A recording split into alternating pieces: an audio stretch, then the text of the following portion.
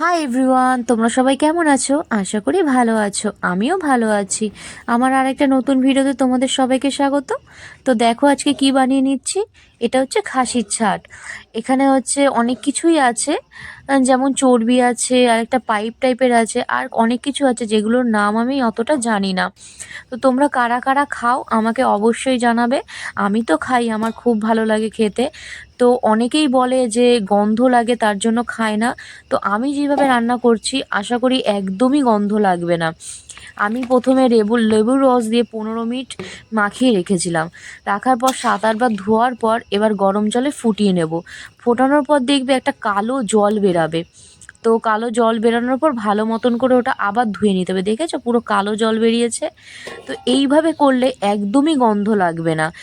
এই যে ধুয়ে নিয়েছি, ভালো মতন করে ধুয়ে নিয়েছি, ছোট ছোট করে কেটে নিয়েছি। এবার দেখো আমি কিভাবে রান্নাটা করি। আমার তো খুব ভালো লাগে।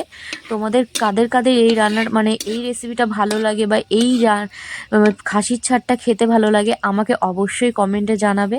আমার তো ভালো লাগে, তাই তোমাদের কাছে শেয়ার করলাম আমি কিভাবে রান্না করছি এটা। তো আমিও আজকেও মাটির উনুনে রান্না করে নিচ্ছি। এই যে প্রথমে তেজপাতা ফোড়নে দিলাম, আর হচ্ছে পেঁয়াজ। তারপরে আমি গোটা গরম মশলাটা দেবো, কারণ গোটা গরম মশলা তেলের মধ্যে দিলে না পুড়ে যায়, ওটা খেতে ভালো লাগে না। তাই প্রথমে পেঁয়াজটা দিয়ে দিলাম, ভালো মতন করে লাল লাল করে ভেজে নেব।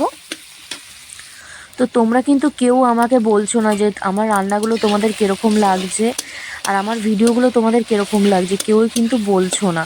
তো অবশ্যই আমাকে জানাবে যে আমার ভিডিওগুলো তোমাদের কীরকম লাগছে।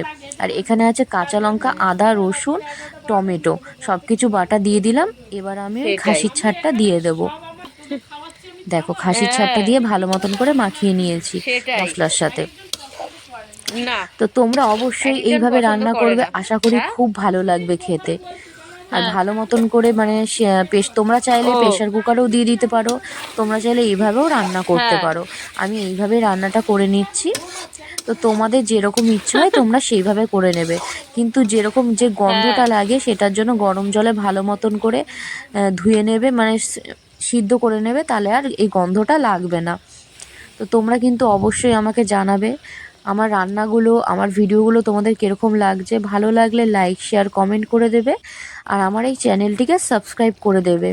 তোমরা কিন্তু কেউ কিছু বলছো না, কিন্তু অবশ্যই আমাকে জানাবে।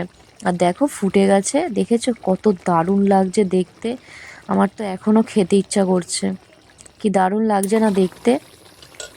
দেখো ভালো মতন করে ফুটে এসছে। আর এই যে ধনেপাতা দিয়ে দিলাম।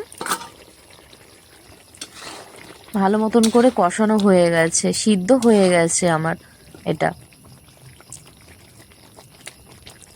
তো ভালো মতন করে নাড়িয়ে নিতে হবে, ধনেপাতাটা সব দিকে ছড়িয়ে নিতে হবে। তো দেখেছো কি দারুণ লাগছে খেতে।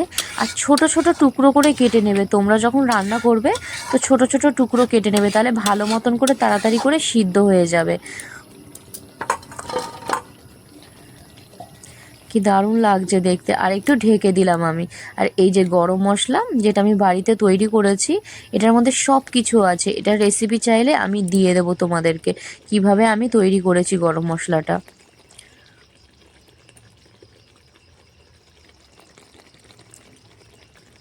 গরম মশলাটা দিয়ে নিলাম, ভালো মতন করে নাড়িয়ে নেব এবার। আমার রান্না অলরেডি হয়ে এসছে। ভালো মতন করে যেহেতু আমি গরম জলে ভালো মতন ফুটিয়ে নিয়েছি, তো অতটা আর ইয়ে করতে হয়নি। আর এটা তো আর খাসির মাংস না। তো ভিডিওটি ভালো লাগলে অবশ্যই বলো। আর তোমরা সবাই ভালো থেকো, সুস্থ থেকো, আমার চ্যানেলটিকে সাবস্ক্রাইব করে দিও।